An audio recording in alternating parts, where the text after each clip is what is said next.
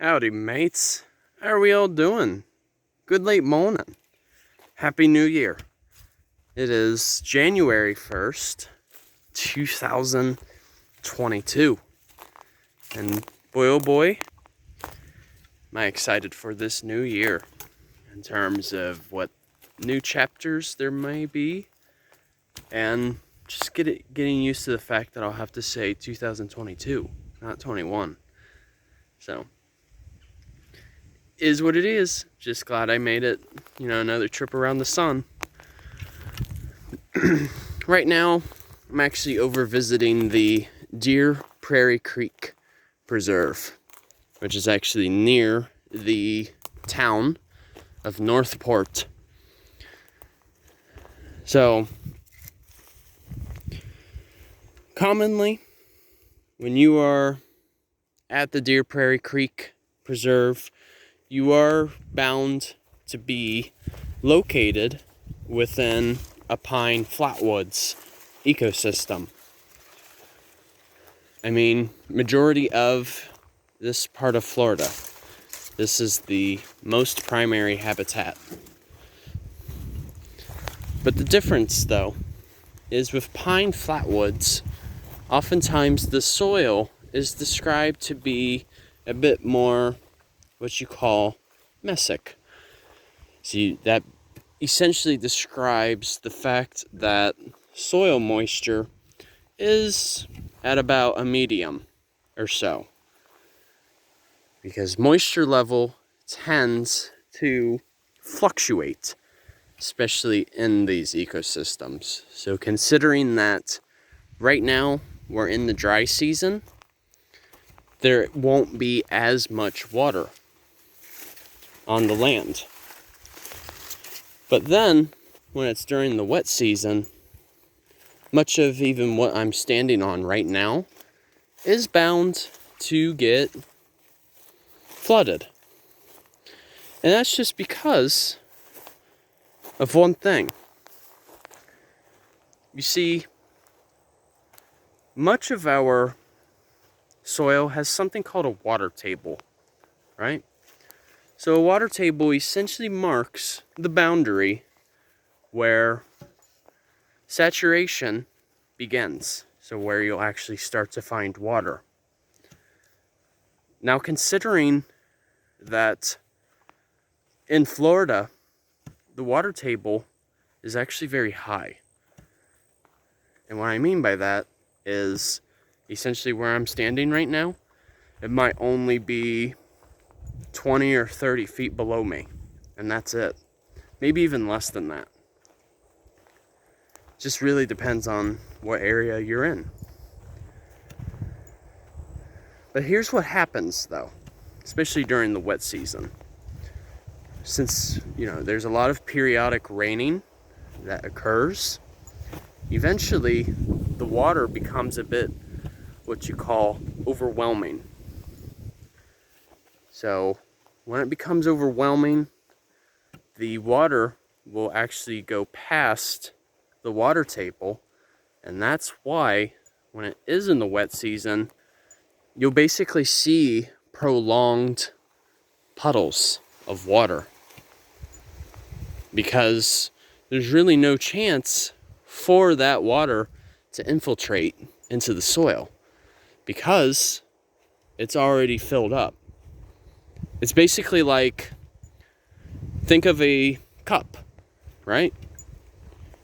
And, once it reaches that, the top of the cup, the water is eventually just going to keep overflowing if you keep pouring more water.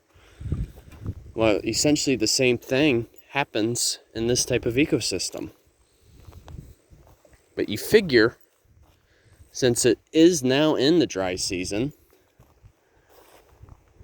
the water has had a chance to finally infiltrate and meet where the water table normally is, naturally speaking.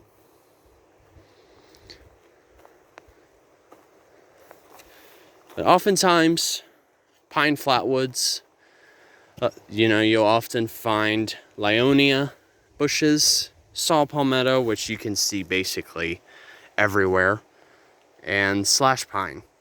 And most of those plants are very well adapted to surviving in drier conditions and even wet. Because oftentimes they will store that water in their roots for a longer period of time. It's quite amazing, actually. Because basically really no other types of plants besides what is already here can really survive. Unless, of course, you have some invasive plants, such as that of the Brazilian pepper. But yeah, Deer Prairie Creek is an excellent example of an upland community. So basically, what I'm trying to say is Pine Flatwoods are usually slightly above sea level, so it doesn't always meet up directly with, say, the Gulf.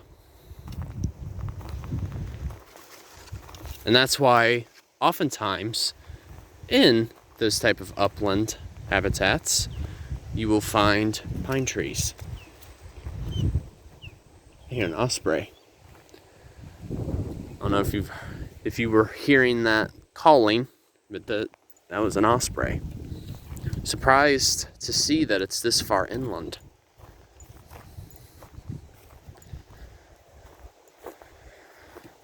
But usually, pine flatwoods are the most desirable habitat, especially when it comes to development. I'm sure many of you can understand why. I mean, just look how flat it is. It's already easy. And then, not only that, but in pine flatwoods, there isn't as much to clear out either. So it makes it very easy. Whereas, say, if you were in the mountains, that would make it even harder.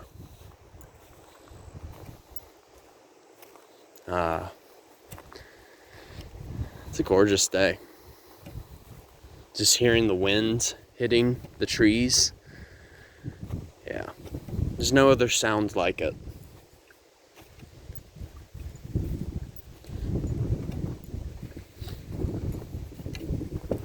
And oftentimes, pine flatwoods are the most desirable habitats, especially for our gopher tortoise, which I did a video on that just about a week ago, by the way. I was talking a bit about their controversy that they've been facing lately from the FWC, because, as it turns out, developers can actually move the gopher tortoise as far as 100 miles away from where they were found. So it's like the FWC is loosening some of their regulations to allow developers to expand even more. But, yeah. So yeah, the nearest stream is Deer Prairie Creek. That's essentially what this place is named after. But I'll have to save that one for another video. It's alright, you guys. Take care, and just want to ask one thing, though, before I do end this video, is, with it being the new year and whatnot, I want to ask all of you what you would like me to do, to improve my content. What type of videos do you want to see more? Like, do you want me to do videos on, public lands? Or maybe a little bit of bushcraft? Maybe talk a bit more about some phenomenons that occur, even wildlife. I want to leave it, rather open for any suggestions for what you guys want to see me improve upon. Because that's the point of interpretation, is it's always a field where it is open to improvement. So I'd really love some feedback from you guys. And just to let you guys know too, I do have my other platforms that are available for social media and my website as well. So, of course, if you guys ever want to arrange anything, it is always welcome. So, all right, you guys, take care. Enjoy your New Year's Day. And once again, Journey on a Journey is outwards. Take care, folks. See ya.